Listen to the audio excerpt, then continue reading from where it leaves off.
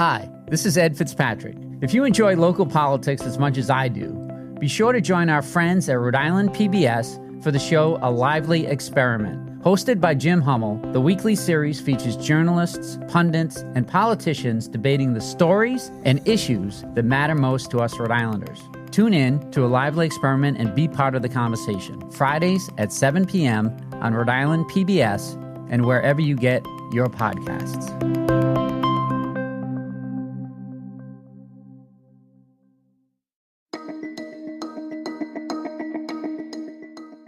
From the Boston Globe, this is Rhode Island Report. I'm Ed Fitzpatrick. Welcome back to the podcast where we bring you big conversations from our very small state. So what happened last night? I'm here with Steph Machado and Jim Hummel, host of A Lively Experiment on Rhode Island PBS, to debrief the results of the election. Welcome, Jim and Steph. Hi, Ed. Hi, Ed. Did you guys get some coffee? Did you get some sleep? I feel no like, sleep. Like 3 hours between the three coffee. of us, right? I feel like we just left the building here, Steph. For our listeners, we're speaking on Wednesday morning after election night. And the big news, the headlines, of course, is that Donald Trump won the presidential election. He received, 277 electoral votes, more than the 270 needed. And here in Rhode Island, Kamala Harris won with 55% of Rhode Island's votes to Trump's 42%. So, Steph, give us a little breakdown on how Trump did nationwide and here in Rhode Island. Yeah, Ed, Trump performed better in Rhode Island than he did in 2016 and 2020. It's the best performance by a Republican in a presidential race here since 1988, when George Bush Sr. won 44% of the vote in Rhode Island. Trump won 42% of the vote yesterday, improving on his 38% roughly that he got in 2020 and 2016.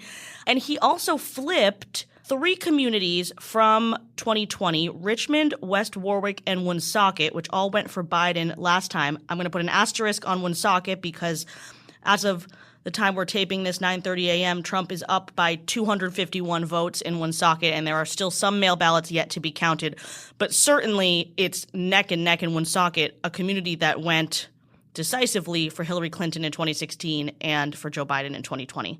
How do you explain Woonsocket? The politics up there always fascinate me. It's a city. All the other cities in Rhode Island voted for Kamala Harris. Well, I think there are a lot of people who are going to be saying, how do you explain this over the next couple of weeks? I don't know. It was funny. I was monitoring statewide as I was watching the national news. That gap was only 4 or 5 percentage points with 90, 95%. And then the mail ballots came in and widened it out. But I was stunned. I kept refreshing, thinking, how could Trump be this close? And I think it just shows you, I think a lot of the pollsters, again, misread the frustration with the economy. There'll be a lot of, Monday morning quarterbacking on how Harris ran her campaign.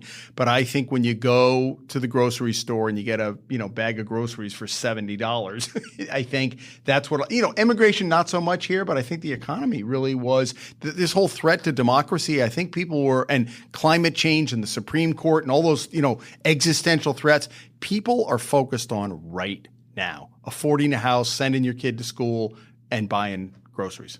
One of the big headlines last night was that the Senate flipped to Republicans. Steph, tell us about what that is going to mean for our Democratic senators, Jack Reed and Sheldon Whitehouse. Well, Jack Reed will lose his chairmanship of the Senate Armed Services Committee, and Senator Whitehouse will lose his chairmanship of, I believe, the Budget Committee.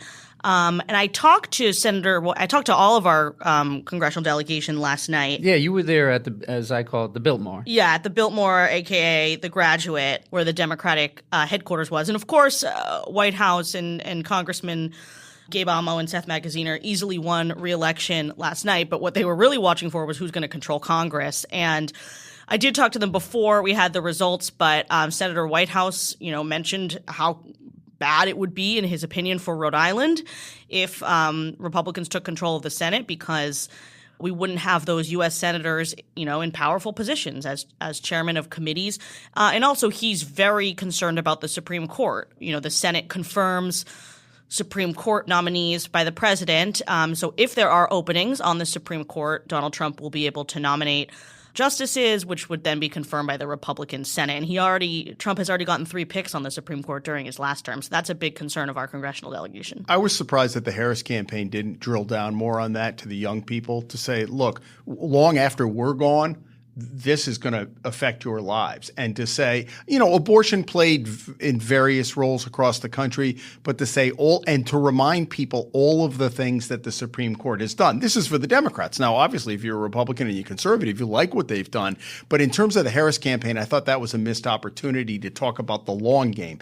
Because now the question, just as Ruth Bader Ginsburg, a lot of people said, her pick went to the Republicans because she died in office, that she should have stepped down when Obama was still in office.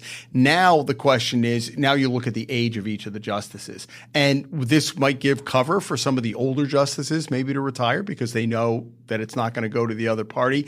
And you're going to have the 3 in the minority. Now, 2 are older and 1's younger, Ketanji Brown Jackson. But you got to look at, are they going to have to hang on for 4 years? I mean, somebody might have thought, Sotomayor might have thought, well, I may want to step aside. Now they're going to hang on. They have to. Right. So Jim, what happened in the House? The Republicans took control of the Senate, but what's the balance of power now in the House? That is to be determined. There are some races in California.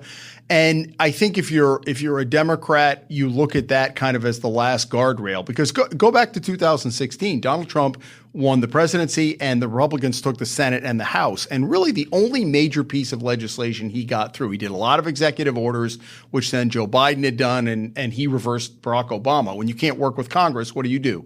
Executive orders. The only major piece of legislation he got through was the tax cuts.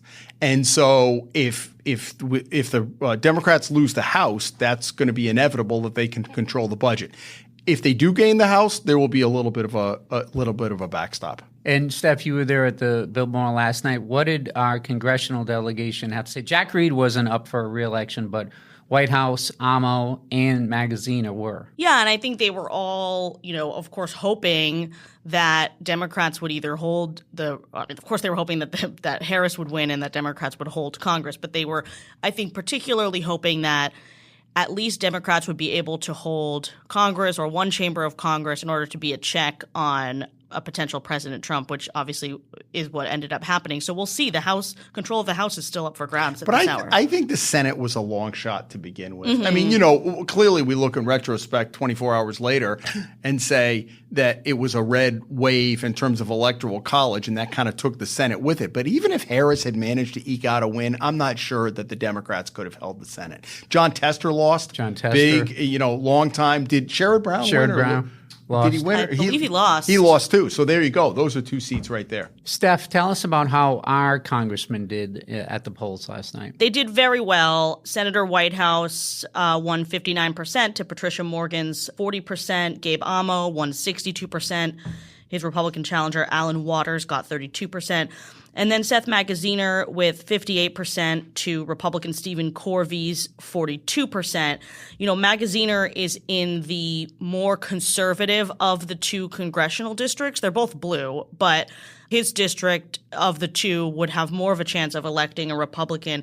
Magaziner only won with 50% of the vote. It was a very tight race in 2022. Much stronger opponent there in Alan Fine. Exactly. Yeah. Had a much stronger opponent. So he performed much better this year, despite the fact that he couldn't vote for himself. He wasn't living in his district, which is not required, but which he had promised to do. So, Jim, with not a lot of drama on the congressional race front, a lot of the media attention here in Rhode Island focused on the mayoral races, particularly in Cranston. And we saw Mayor Kenneth Hopkins in Cranston held on to win with 51.6% of the vote over City Councilman Ferry. What do you think was the main reason for Hopkins' victory there? He faced an intense primary and then a lively challenge from Ferry. Well, I think he had momentum from the primary, and I think that helps. And you have all of your infrastructure or the people who voted for you in September. You just have to maintain that. And I also think it's the power of incumbency. I think despite the whole car thing that we both reported on and some other things. Just explain that briefly. The car thing was that he had there was a lawsuit filed by a man who said that Hopkins in effect took his car without paying him for it. And that's the subject of a lawsuit now.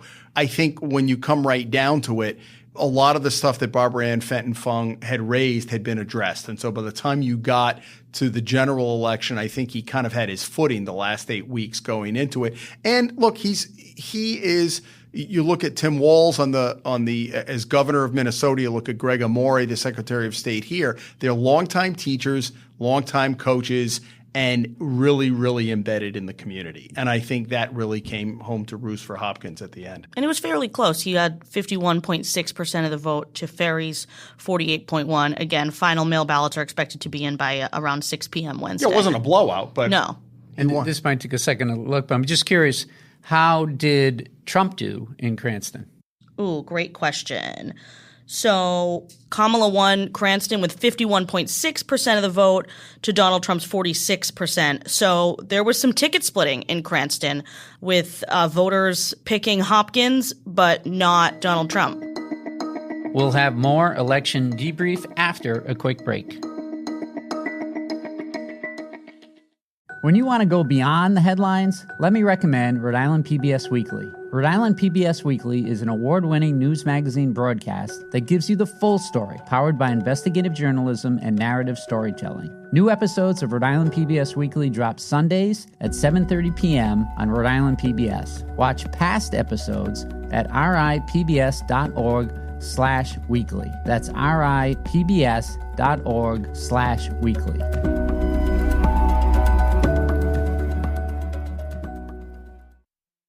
Steph, what happened down in Newport? Yeah, so a potential upset for Mayor Zai Kamsavorivong. You know, the way it works in Newport is the voters elect the city council, and then the council members elect the mayor. It's essentially like a council president.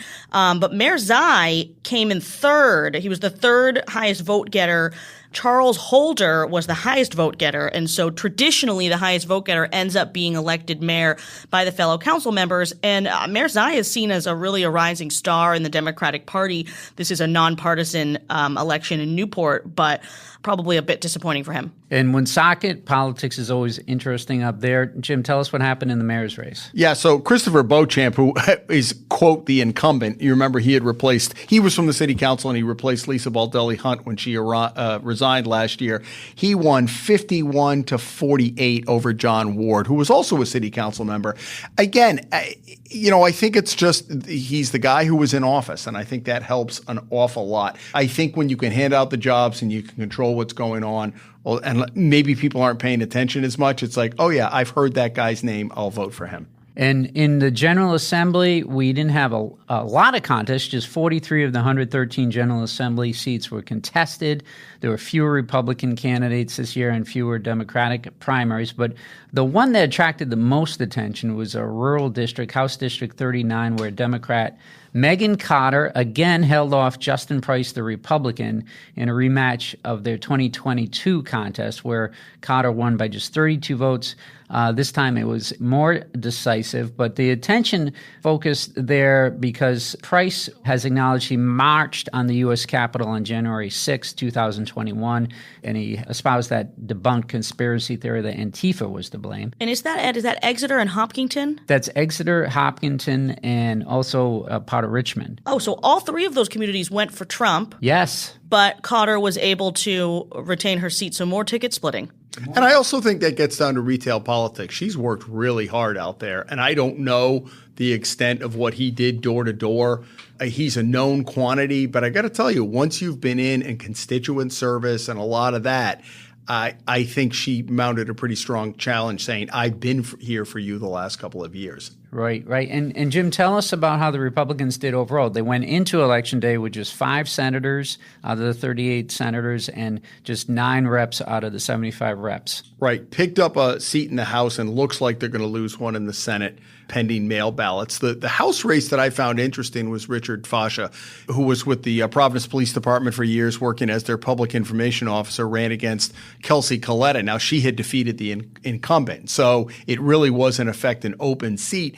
And it was interesting. Fascia is a Republican, which plays well in Johnston, clearly from a national standpoint, but he was on the zoning board that rejected that large-scale solar farm proposal up in the north end of town. And that's something that he was one of the lone votes, and he spoke out vociferously against it. I covered numerous stories on that.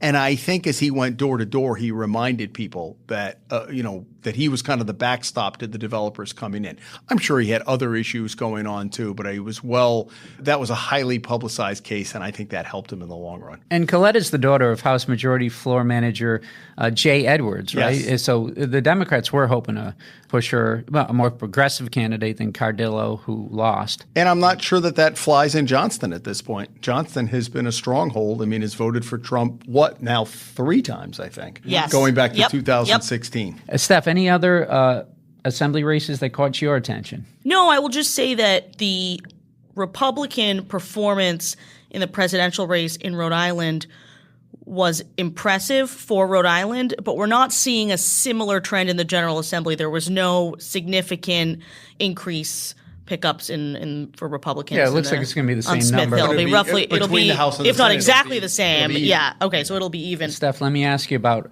what happened with the Providence School Board race. We haven't had one of those in quite a while. Yes, Providence will have a brand new school board this January, 5 elected members, 5 appointed members. Providence voters have not gotten to elect their school board members since 1966, when there was a fully elected school committee. It's been appointed by the mayor ever since then. So the 5 winners are Corey Jones, Michelle Fonts, Heidi Silverio, Maria Mendoza, and Tyrell Stevens.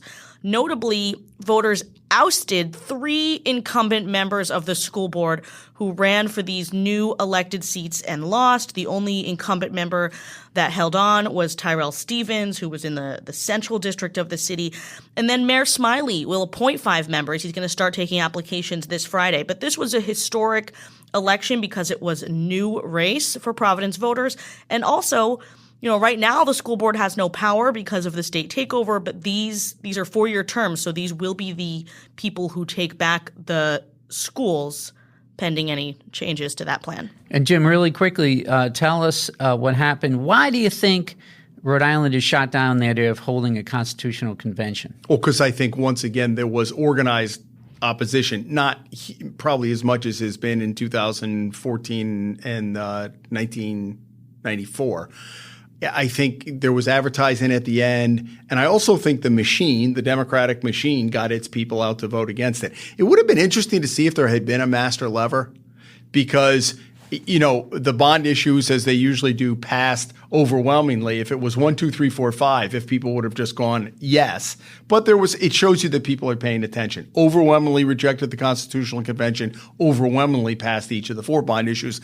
I think totals another almost $350 million in borrowing. And just an hour ago, I posted a story about how Senate Majority Leader Ryan Pearson confirmed that he's challenging Senate President Dominic Ruggiero for the chamber's #1 leadership position. This week? Yeah, it comes Thursday. Right after election, and the caucus is coming up tomorrow, Thursday.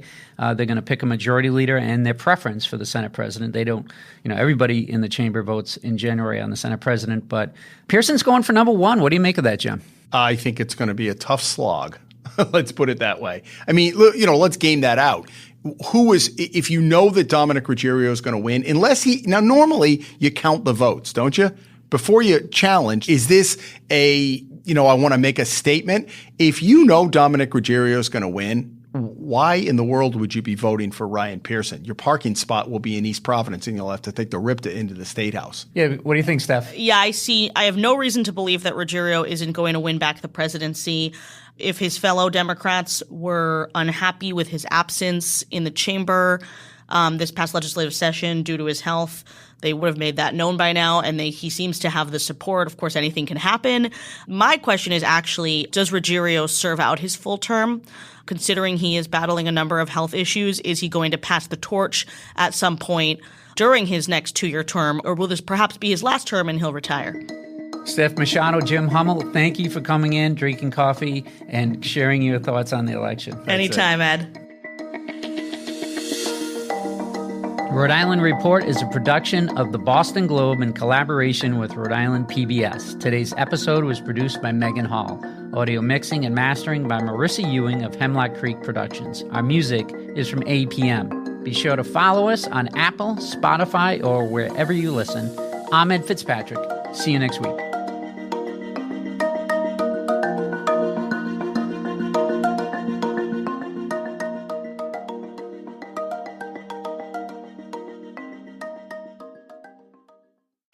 Looking to binge watch all your favorite PBS shows? You need Rhode Island PBS Passport, Masterpiece, Antiques Roadshow, Rhode Island PBS Weekly, and many more. Watch them all, anytime, and from any streaming device. Learn more about this member benefit at ripbs.org/passport. That's ripbs.org/passport.